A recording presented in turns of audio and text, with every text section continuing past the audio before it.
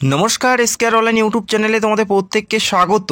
এই মাস তথা এই বছরের সবথেকে গুরুত্বপূর্ণ নিয়োগ সেটা হচ্ছে রেলওয়ে গ্রুপ ডি অর্থাৎ লেভেল 1-এর ভ্যাকেন্সিস, যেখানে 32,000 শূন্য পদে রেলওয়েতে গ্রুপ ডি পদে নিয়োগ করা হচ্ছে শুধুমাত্র মাধ্যমিক পাশে।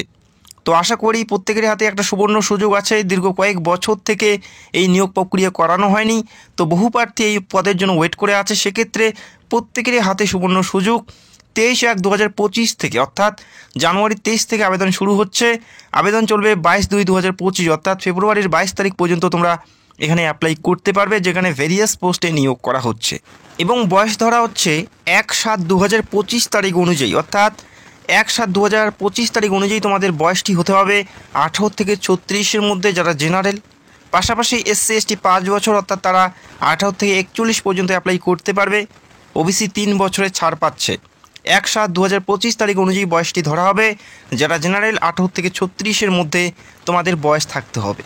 এবং এই নিয়োগের প্রত্যেকটা তথ্য, যেহেতু ফুল নোটিশ প্রকাশিত হয়নি, 23 তারিখে ফুল নোটিশ প্রকাশিত হবে, তো তার আগে আমি এই নিয়োগের প্রত্যেকটা ডিটেলস আমি তোমাদেরকে জানিয়ে দেবো। শুধুমাত্র মাধ্যমিক পাস যারা করেছো, যাদের ITI অথবা অ্যাপ্রেন্টিসশিপ নেই, তারা কোনগুলো পদের জন্য এলিজেবল হবে, কোনগুলো পদের জন্য অ্যাপ্লাই করতে পারবে, এবং পরীক্ষা থেকে শুরু করে সিলেবাস প্রত্যেকটা বিষয় আমি তোমাদের এই ভিডিওতে জানাতে চলছি। তো ভিডিওটি অবশ্যই সম্পূর্ণ দেখো যারা এখানে অ্যাপ্লাই করতে চাও। অ্যাপ্লাই পুরোপুরি RRBর অফিসিয়াল ওয়েবসাইটে গিয়ে অনলাইনের মাধ্যমে অ্যাপ্লাইটি করতে হবে। লেভেল 1-এ যেখানে টেকনিক্যাল এবং নন টেকনিক্যাল দুটি ক্যাটাগরিতে নিয়োগ করা হচ্ছে, যেখানে ভেরিয়াস পোস্টে নিয়োগ করা হচ্ছে। টেকনিক্যাল এবং নন টেকনিক্যাল এই দুটি ক্যাটাগরিতে নিয়োগ করা হচ্ছে ভেরিয়াস পোস্টে, যেখানে অ্যাপ্রক্স 32,000 শূন্যপদের কথা উল্লেখ করা আছে। তবে আবেদন চলাকালীন এই শূন্যপদ কিন্তু অনেকটাই বেড়ে যাবে।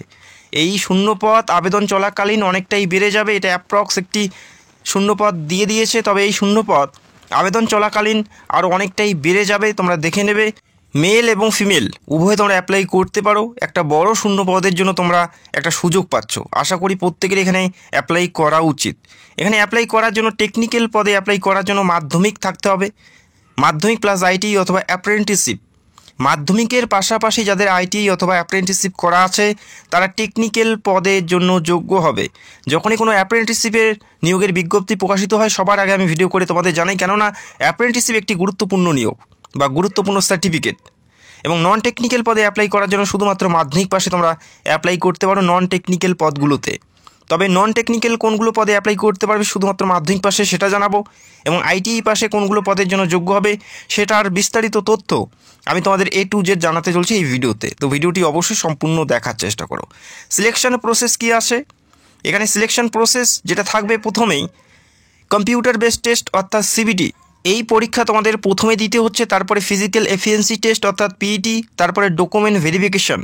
এই 3টি ধাপের মাধ্যমে নিয়োগ করা হচ্ছে।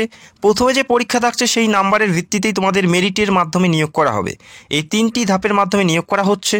কতর মধ্যে পরীক্ষা হবে, সিলেবাস কী আছে, এবং তোমাদের ফিজিক্যাল এফিসিয়েন্সি টেস্ট অর্থাৎ PET কী থাকবে, প্রত্যেকটা বিষয় আমি তোমাদের জানাবো। তো ভিডিওটি অবশ্যই পুরো দেখার চেষ্টা করবে, স্কিপ করলে কিন্তু বুঝতে পারবে না। তো এই মুহূর্তে দেখে নিচ্ছি পরীক্ষার বিষয়বস্তুগুলো, যেখানে পরীক্ষায় থাকছে 100টি প্রশ্ন। 100টি প্রশ্ন, 100-র মধ্যে পরীক্ষা থাকবে, অর্থাৎ প্রত্যেকটা প্রশ্নের মান 1 করে থাকছে। এই পরীক্ষা যে সময় অর্থাৎ ডিউরেশন, যেখানে থাকবে 90 মিনিট MCQ টাইপের পরীক্ষা তোমাদের দিতে হবে। MCQ টাইপের পরীক্ষা দিতে হচ্ছে, 90 মিনিটের সময় থাকবে। 1/3 নেগেটিভ মার্কিং, অর্থাৎ 3টি ভুল করলে একটি সঠিক নাম্বার তোমাদের কেটে নেওয়া হবে। এই পরীক্ষা দিতে হচ্ছে, যেখানে হিন্দি ইংলিশ ছাড়াও আরও 14টি আঞ্চলিক ভাষায় পরীক্ষা দিতে পারবে, যেমন মারাঠি, গুজরাটি, প্রত্যেকটা ভাষায় থাকবে। পাশাপাশি আমাদের বাংলা ভাষা কিন্তু থাকছে। এটা তোমাদের জন্য একটি প্লাস পয়েন্ট, যেখানে বাংলা ভাষায় পরীক্ষা দিতে পারবে। 100-র মধ্যে পরীক্ষা হবে, 100টি প্রশ্ন থাকবে, 90 মিনিট সময় পাবে, 1/3 নেগেটিভ মার্কিং থাকছে। এই পরীক্ষা তোমাদের প্রথমেই দিতে হবে। এই পরীক্ষার পুরো সিলেবাস নিয়ে খুব তাড়াতাড়ি ভিডিও করার চেষ্টা করব, এবং এই পরীক্ষার যে প্যাটার্ন সেটা দেখে নাও। প্রথমে থাকবে জেনারেল সায়েন্স, যেখানে 25টি প্রশ্ন 25 নাম্বারের। যেহেতু গ্রুপ ডির রেলওয়ে ডিপার্টমেন্টে নিয়োগ করা হচ্ছে, সেক্ষেত্রে জেনারেল সায়েন্স এবং টেকনিক্যালের কিছু প্রশ্ন তোমরা দেখতে পারবে, যেখানে 25টি প্রশ্ন 25 নাম্বার থাকবে। ম্যাথ থেকে থাকবে 25টি প্রশ্ন 25 নাম্বার। GI এবং রিজনিং থেকে 30টি প্রশ্ন 30 নাম্বার। জেনারেল নলেজ, যেখানে 20টি প্রশ্ন থাকবে। এর মধ্যে তোমরা কারেন্ট অ্যাফেয়ার্সও কিন্তু পেয়ে যাবে। MCQ টাইপের পরীক্ষা তোমাদের দিতে হচ্ছে। মাধ্যমিক স্ট্যান্ডার্ডের প্রশ্নপত্র থাকবে, অর্থাৎ ক্লাস 10 লেভেলের প্রশ্নপত্র তোমাদের এখানে দেওয়া হবে। তো এই পরীক্ষা প্রথমে দিতে হচ্ছে। এই পরীক্ষায় যে সকল প্রার্থী পাস করবে তারা মাঠের জন্য ডাক পাবে।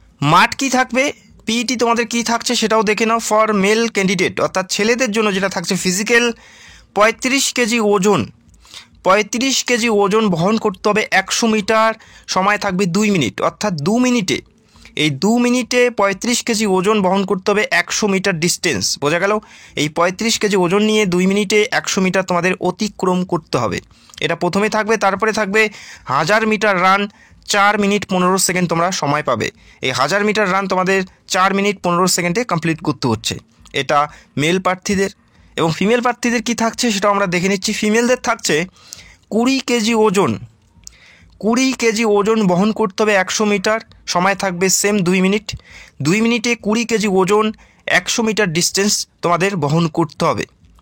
এরপরে রান থাকবে 1000 মিটার রান, তারা সময় পাবে 5 মিনিট 40 সেকেন্ড। হাইট ওয়েটের কোনো ব্যাপার নেই, এই ফিজিক্যাল অর্থাৎ পিইটিটা কমপ্লিট করলেই তোমাদের এখান থেকে কোয়ালিফাই করে দেওয়া হবে। তো বোঝা গেল।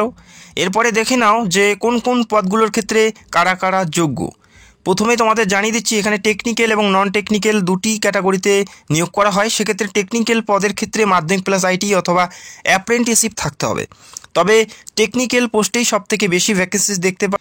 এবং টেকনিক্যাল যে সমস্ত পদগুলো আছে তার মধ্যে helper electric work, helper electric AC, helper general service, track maintainer grade 4, helper civil, helper permanent way, electric power, এই সমস্ত পদেই কিন্তু সবথেকে বেশি ভ্যাকেন্সিস থাকবে। এবং কিছু ভ্যাকেন্সিস তোমরা দেখতে পারবে শুধুমাত্র মাধ্যমিক পাশের ক্ষেত্রে, যেখানে নন টেকনিক্যাল পদ। এছাড়াও দেখবে helper track machine, helper telecommunication, helper SMT, helper signal. মাধ্যমিক প্লাস আইটি অথবা অ্যাপ্রেন্টিসশিপ থাকলেই তোমরা এই সমস্ত পদে অ্যাপ্লাই করতে। আবারও জানাচ্ছি টেকনিক্যাল পদের ক্ষেত্রেই সবথেকে বেশি ভ্যাকেন্সিস থাকে। এবং নন টেকনিক্যাল পদ যেখানে শুধুমাত্র মাধ্যমিক পাশে অ্যাপ্লাই করা যাবে যে সমস্ত পদের ক্ষেত্রে, সেগুলো আমি তোমাদের এই মুহূর্তে দেখিয়ে দিচ্ছি। এবং যারা চ্যানেলে নতুন দর্শক অবশ্যই আমাদের চ্যানেলটাকে সাবস্ক্রাইব করে রাখবে। শুধুমাত্র মাধ্যমিক পাশের ক্ষেত্রে যে সমস্ত পদগুলো তোমরা দেখতে পারবে, gateman, helper medical, helper attendant, porter, sweeper cum porter এবং অ্যাসিস্ট্যান্ট পয়েন্টম্যান, এই সমস্ত পদের ক্ষেত্রে সিম্পল মাধ্যমিক পাশ করলেই তোমরা অ্যাপ্লাই করতে পারবে। এবং আরও একটি কথা জানিয়ে দিচ্ছি, যারা টেকনিক্যাল পদের জন্য যোগ্য হবে, যারা আইটি এবং অ্যাপ্রেন্টিসশিপ আছে, তারাও কিন্তু এই সমস্ত পদের জন্য যোগ্য হবে এবং অ্যাপ্লাই করতে পারবে। এবং যারা শুধুমাত্র মাধ্যমিক পাশে অ্যাপ্লাই করবে সেক্ষেত্রে তারা নন টেকনিক্যাল পদের জন্যই যোগ্য হবে, টেকনিক্যাল পদে অ্যাপ্লাই করতে পারবে না। সেক্ষেত্রে নন টেকনিক্যাল পদের ক্ষেত্রে চাপ বেশি থাকবে, কেননা আইটি প্রার্থীরাও কিন্তু এই সমস্ত পদের জন্য যোগ্য হবে এবং অ্যাপ্লাই করবে। বোঝা গেল?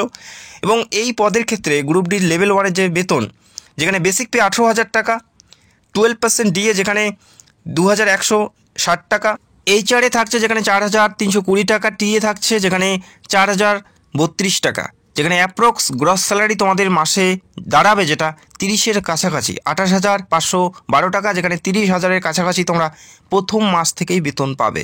অত্যন্ত গুরুত্বপূর্ণ পদ, যেখানে স্থায়ী পদে নিয়োগ করা হচ্ছে। 23শে জানুয়ারি থেকে তোমরা এখানে অ্যাপ্লাই করতে পারছো। অ্যাপ্লাই তোমাদের আরআরবির অফিসিয়াল ওয়েবসাইটে গিয়ে করতে হবে। আরআরবির অফিসিয়াল ওয়েবসাইটে গেলে এই শর্ট নোটিশ পেয়ে যাবে এবং সেখানে তোমরা 23 তারিখে ফুল ডিটেলসের নোটিশ পেয়ে যাবে। এবং যখনই নোটিশ প্রকাশিত হবে সবার আগে ভিডিও করে তোমাদের জানাবো, প্লাস অ্যাপ্লাই কী করে করবে এবং সিলেবাস নিয়েও খুব তাড়াতাড়ি ভিডিও করার চেষ্টা করব। তো যারা চ্যানেলে নতুন দর্শক চাইলে অবশ্যই চ্যানেলটাকে সাবস্ক্রাইব করে রাখবে। ভিডিওটি দেখার জন্য অসংখ্য ধন্যবাদ। Thank you so much.